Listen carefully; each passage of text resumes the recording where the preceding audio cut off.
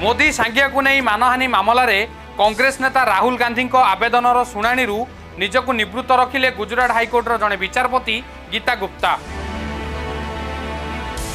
एबे एही मामलार शुणाणी करिवे अन्य एक बेंच एवं गुजरात हाइकोर्टर एक्टिंग चीफ जस्टिस एजे देसाई निष्पत्ति नेबे मामलार शुणाणी किए करिवे।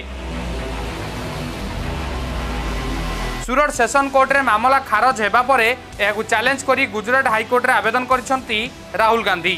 एप्रिल 20 तारिख रे राहुल को दंडादेश उपरे रोक लगाइबा पई कराଯାଇଥିବା याचिका को खारज करथिले सूरत सेशन कोर्ट।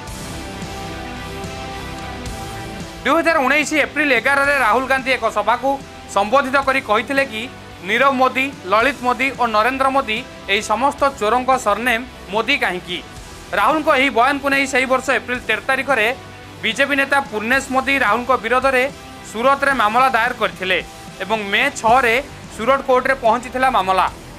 भारतीय दंड विधान धारा 499 एवं 500 आधार रे मामला दायर होइतिला। एहा परे सही वर्ष जुलाई 16, डिसेंबर 10 एवं 2021 अक्टोबर 29 रे तीन थर कोर्ट रे हाजर होइथिले राहुल गांधी एवं चलित वर्ष मार्च 23 तारिख रे राहुल को 2 वर्ष जेल दंडादेश सह संसदर सदस्यता पद रद्द होइतिला।